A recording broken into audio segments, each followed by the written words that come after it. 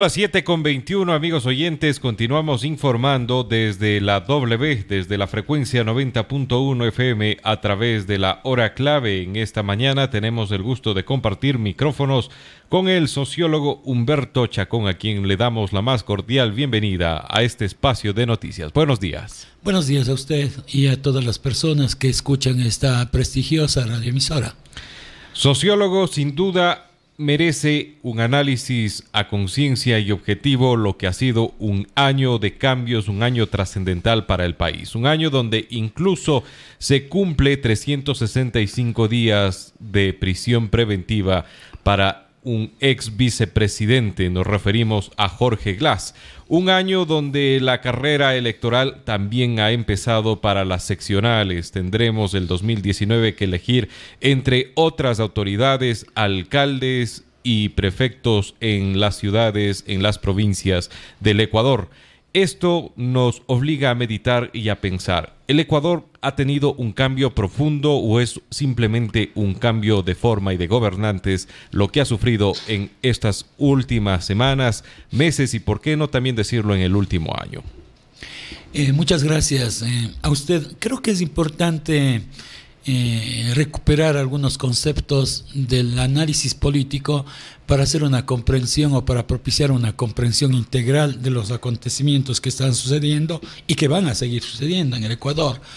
Creo que aquello que vemos en el día a día de la política no es más que el efecto de un conjunto de prácticas que han venido sucediendo de manera repetitiva en el escenario político ecuatoriano, al menos desde el retorno a la democracia. Yo quisiera allí plantear una hipótesis que me parece muy interesante. El país de ahora, el Ecuador de ahora, los ciudadanos y ciudadanas de ahora ya no se encuentran plenamente identificadas con modelos ideológicos extremistas, con modelos ideológicos que de una u otra manera representaban el bien o el mal. En este momento, después de las experiencias vividas, la mayoría de las ecuatorianas y ecuatorianos se creen ser parte de un todo diverso, no solamente en la perspectiva cultural, no solamente en la perspectiva sexual o de género, sino se sienten parte de un todo diverso en términos también de las prácticas políticas. En ese escenario, me parece que el proceso electoral que vamos a vivir es un proceso electoral que va a marcar una ruptura, pues tengo entendido que los proyectos políticos que centrarán su interés en ser de izquierda o ser de derecha no van a tener el apoyo y receptividad ciudadana. ¿Por qué? Porque de una u otra manera nos vimos obligados a prácticas políticas en donde teníamos que verle al otro como nuestra amenaza. La derecha le veía a la izquierda como su amenaza y la izquierda también le veía a la derecha como su amenaza. Quisiera recuperar dos acontecimientos íconos de esta práctica política desde el retorno a la democracia, en donde podemos visibilizar esta suerte de práctica política centrada en la teoría del conflicto, en la teoría de la oposición, siempre buscándole al otro para tener altos niveles de credibilidad. Voy a tomar dos gobiernos que han sido muy importantes para el análisis de la vida política ecuatoriana. El primero es el de León Febres Cordero. León Febres Cordero entró o ingresó en la palestra política para la presidencia, bajo el eslogan Pan, Techo y Empleo. Que es básicamente lo que se ha usado incluso en otros gobiernos de izquierda. Claro, con otros términos, parafraseándolo, pero han seguido utilizando aquello. Sin embargo, el gobierno de Febres Cordero, que se declaró de extrema derecha, de una suerte de neoliberalismo salvaje, en donde obviamente lo importante para ellos era propiciar una economía y una sociedad de exclusión y acumulación, es decir, acumulación de capitales en pocas manos y exclusión de todos los beneficios de la sociedad del resto de la población. Pero también el gobierno de Febres Cordero, como usted recordará, andaba buscando a su contradictor. ¿Para qué? Para mantener elevados índices de popularidad. Y es evidente que los contradictores, lo digo eso porque en esa época yo estudié sociología, Andaba buscando en las universidades a los estudiantes de sociología porque creía que allí estaban los potenciales militantes de Alfaroville. Por tanto, esa política de Febres Cordero, que fue excluyente, que fue concentradora, que fue vertical, que fue autoritaria, siempre buscaba un contradictor para mantenerse con altos niveles de popularidad. Recientemente terminamos un gobierno que ideológicamente se encontraba en la otra orilla, es decir, no era neoliberal radical, era socialista radical. Estoy hablando del gobierno de Rafael Correa. Pero obviamente recordemos también el eslogan de campaña de Rafael Correa, muchos de los eslogans que había organizado, ¿no? Este va a ser un gobierno de corazones ardientes y de manos limpias, decía. Sin embargo, su práctica política también se sustentó en la búsqueda de un contradictor.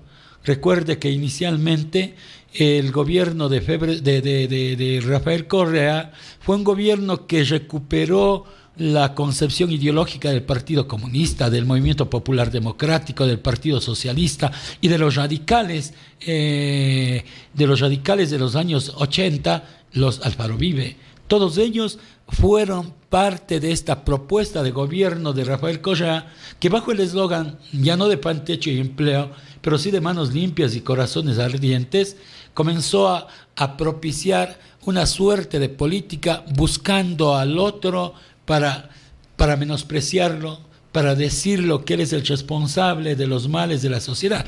Mire, en nombre de oponerse al imperialismo, se fue afuera a la base de Manta. En nombre de oponerse a las fuerzas políticas diferentes, se fue en contra de la partidocracia y luego se fue en contra de sus propios militantes revolucionarios que de pronto fueron saliendo de la gestión de gobierno. Por tanto, esta suerte de radicalismo de izquierda se fue convirtiendo en una suerte de política radical centrada en el culto a la personalidad, en el culto a la imagen y supuesto conocimiento del expresidente Rafael Correa. Pero también buscó contradictores en otros espacios. Ustedes, los comunicadores sociales, durante el último gobierno de Febres Cordero, fueron los contradictores en donde encontraba a los que él denominaba los sicarios de tinta. ¿Para qué?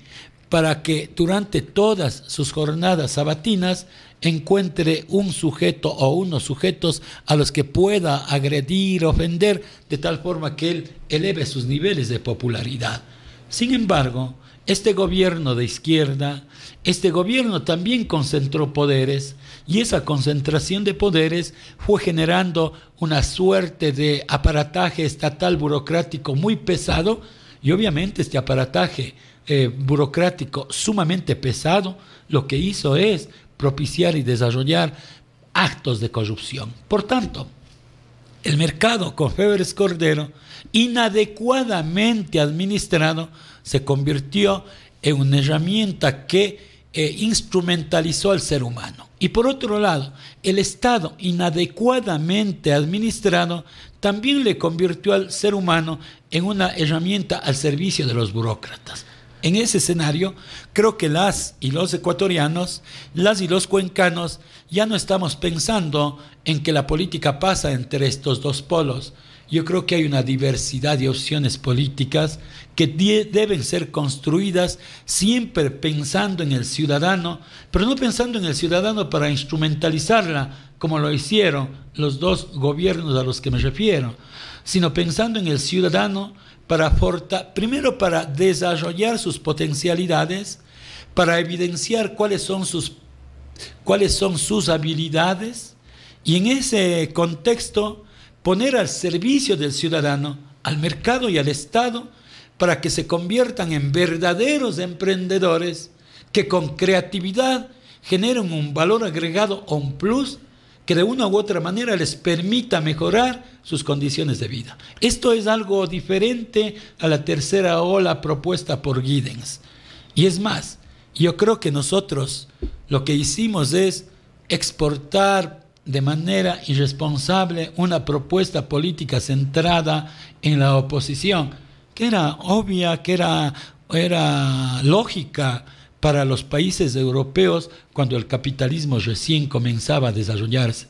Pero nosotros somos otra cosa, culturalmente somos diversos, tenemos una gran cantidad de nacionalidades indígenas que tienen que ser recuperadas.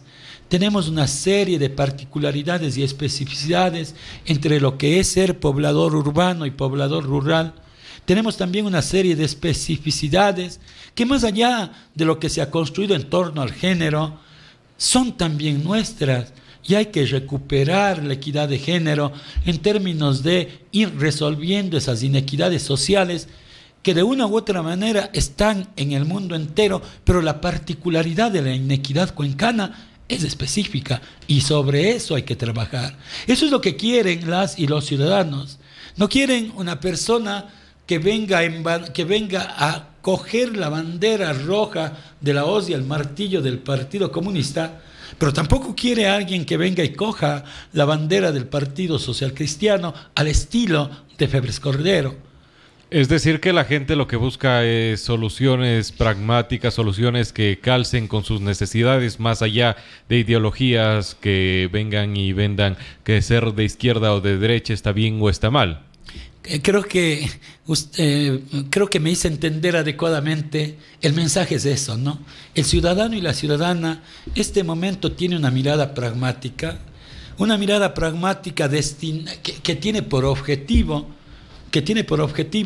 primero recuperarse como ser humano, recuperar su autoestima como ciudadano o como ciudadana, y luego, evidentemente, visibilizar sus potencialidades al estilo propuesto por Amartya Sen. Recuerdo a Amartya Sen en los años 90, fue una especie de premio Nobel alternativo que estudió todo el problema de las hambrunas en el Asia, pero recuperó algunos conceptos para ver en el ser humano esas potencialidades que le permitan ser.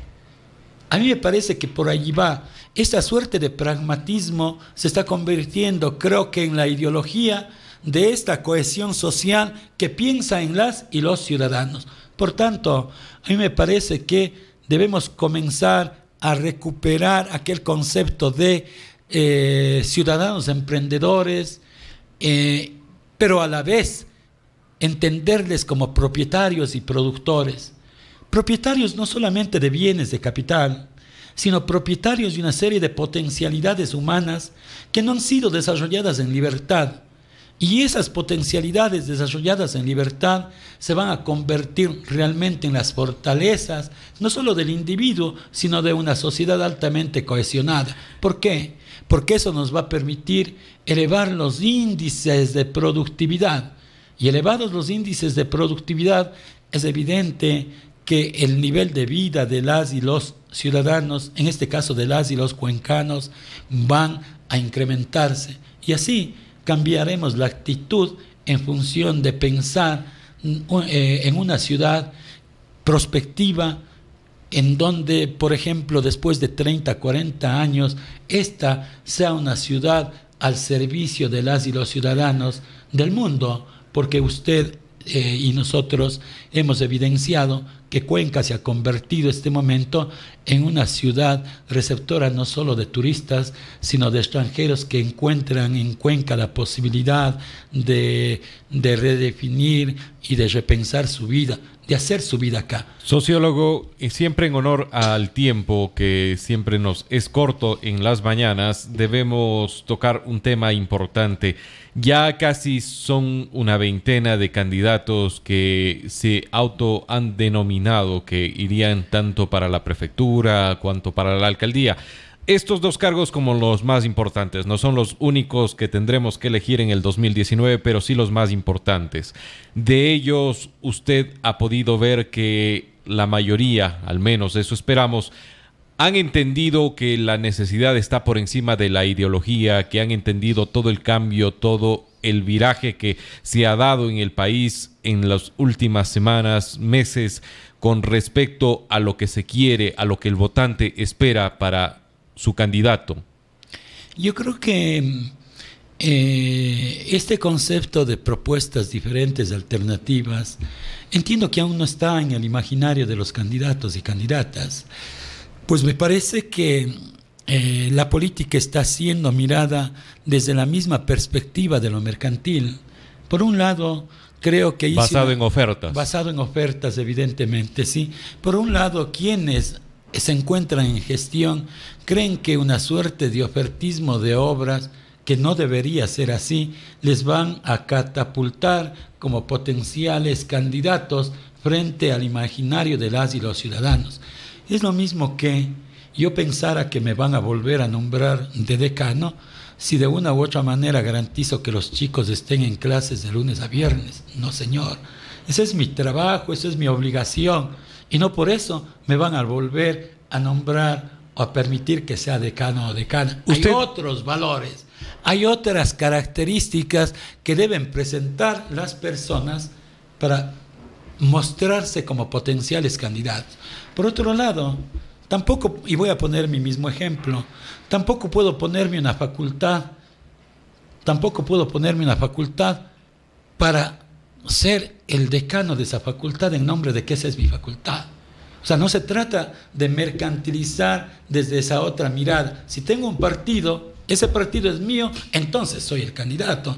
La pregunta que me hago es, ¿cuál es el nivel de encuentro y de correspondencia con la ciudadanía, con ese movimiento político y con el personaje que se autocandidatiza? Y este es un problema real y vigente de la mayoría de candidatos que ya están visibles en lo que es la palestra de las elecciones para el 2019. Prácticamente todos, por no decir absolutamente todos, han llegado ahí sin ninguna elección interna, sin ninguna búsqueda de nominarse a vista y paciencia de la democracia. Supuestamente esto era un hecho que tenía que haberse cambiado y que incluso se prevé en el Código de la Democracia. No obstante, no se da. Es una práctica que sigue siendo tradicionalista y básicamente, como usted menciona, quien dice ser el dueño o quien es el líder más potente directamente llega a la candidatura. Mire, tal es el estado de situación de no correspondencia entre los intereses de estos personajes con la ciudadanía, que revisadas una serie de encuestas, y lo he hecho en base a mi conocimiento técnico en el manejo de aquello, he logrado determinar que primero, las encuestas están confundiendo los conceptos. En este momento no es posible hacer un análisis de intención de voto porque no hay ningún candidato. Ni siquiera existen precandidatos claramente establecidos. No hay ningún candidato. Por tanto, lo que se hace en última instancia es un análisis de preferencia de los ciudadanos con respecto de otros ciudadanos que pretenden ser candidatos. Y en ese escenario, haciendo un análisis técnico y considerando que en este momento los estudios técnicos, estadísticos, no trabajan con el margen de error mínimo, sino con el máximo, creo que todos aquellos que se muestran como potenciales candidatos, precandidatos de este momento, no suman más del 35% de preferencia del electorado para la alcaldía en Cuenca. Por tanto, el 67% de las y los ciudadanos, dentro de los que me encuentro yo, no encuentro aún una persona que me mire a los ojos y me diga, oiga, quiero dialogar sinceramente con usted con respecto de la política. Hay un tema que usted ha tocado y nuevamente avancemos un poquito más rápido, se nos acaba el tiempo, sociólogo. ¿Cuál es el margen de error aceptable cuando se habla de encuestas? Porque las encuestas que han estado circulando, basado en el muestreo que ellos hacen, yo he logrado colegir que mantienen un margen de error por encima del 5%, que es muy alto. Mire, ahora con todos los aportes de la informática, usted pone en el internet estudios de investigación, ficha metodológica, y le dan una ficha en donde usted pone los datos y le sale el margen de error que usted quiera. Sin embargo, un estudio riguroso, altamente riguroso, para ser aceptado, sobre todo en momentos próximos al proceso electoral, debería ser del más o menos 3%. Pero en este momento en el que estamos tratando de indagar posibilidades. Yo entiendo que están trabajando con el 7.5% de margen de error, que también recomienda la estadística como ciencia, pero ya justo para estos momentos, ¿no? Este momento medio indagatorio, ¿sí? No de toma de decisiones. Y claro, si usted considera ese 7.5%, ese 42% de porcentaje que tienen, resta el 7.5% para llegar al punto de equilibrio, se queda en 32%. Y si fuera un poco más suspicaz, diría, pongámosle no con el techo ni con el centro, sino con el piso. Bajan a menos del 28%. Yo bromeaba y decía con gente que hablaba de estas encuestas en los últimos días, es casi como creer a ciencia cierta lo que nos decía en su momento Santiago Pérez, hablando del encuestador, pero solo haciendo una broma sin ánimo de ofender. Sociólogo, hoy por hoy los administradores tanto de la provincia como de la ciudad nos han invadido de propaganda con sus nombres, con menciones de las obras. Esto está prohibido por el Código de la Democracia. Sin embargo, parece que el Consejo Nacional Electoral poco o nada hace caso. Es decir, que no están preocupados por el control de esta pre-campaña que se ha emprendido y que entendemos tiene lógica si por un lado vemos a Marcelo Cabrera para la reelección y para la nueva elección a Paul Carrasco.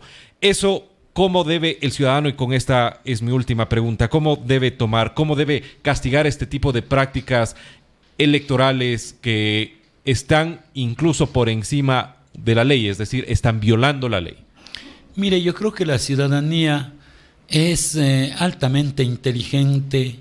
Más allá de su inteligencia cognitiva, tiene también una inteligencia experiencial. Y yo me pregunto lo siguiente, porque a mí me ha tocado pasar aquello. Yo vengo desde Miraflores a la universidad y durante el último año he tenido casi todos los días que enfrentar 5 o 6 obstáculos por efecto de una ejecución de obras quizá planificadas adecuadamente desde la perspectiva de la ingeniería, pero no planificadas desde el interés y perspectiva de la ciudadanía. ¿Sabe cuánto tiempo demoro en atravesar cuando tengo 4 o 5 de esos obstáculos? Solamente póngale 10 minutos más a cada uno de esos obstáculos. Entonces la ciudadanía sabe, a partir de la experiencia, de su inteligencia experiencial, que en realidad las gestiones no están cumpliendo, no se están desarrollando en función del interés ciudadano, sino más bien en función de una suerte de práctica política electorera clientelar.